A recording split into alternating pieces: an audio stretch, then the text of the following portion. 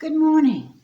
This morning, we're going to take a look at what Jesus' brother James says in the first chapter of his book, verse 12.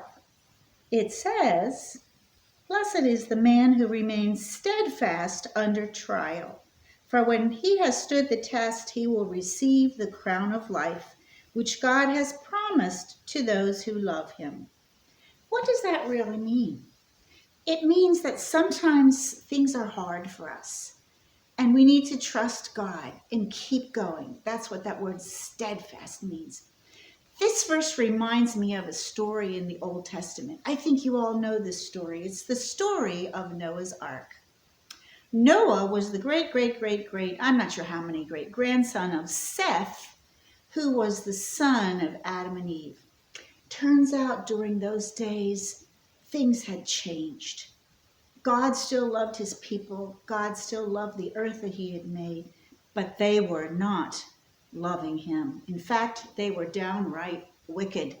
Greed, lying, hatefulness, hurting, unkindness. And God looked down and his heart hurt. He was so sad at what happened to his beautiful world. But there was a man named Noah and his family who continued to trust God and to believe in God. Now, Noah wasn't perfect, but he did trust God. And God knew that he could depend on Noah. So he spoke to Noah one day and he said, "I'm going to have to redo this earth. I'm going to send a great flood. It will rain for 40 days and 40 nights.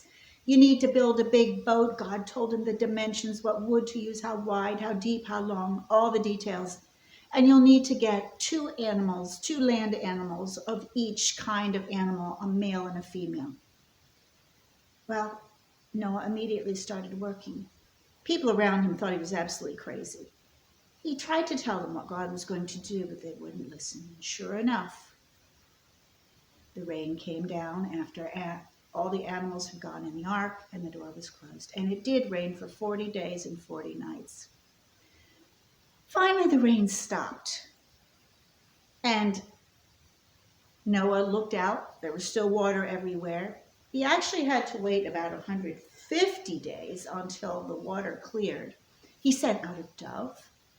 The dove came back. There was no place for it to land. He sent it out later. It came back with a branch.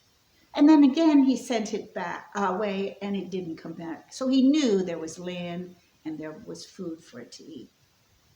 He thanked God immediately. And God promised that he would never send a flood like this on the earth again. Now, what does this story mean for us? It means God doesn't expect us to be perfect. Noah wasn't perfect, but he did trust God.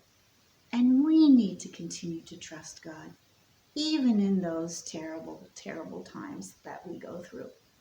It's not so good now with the virus. You miss your friends. Things aren't the way we want.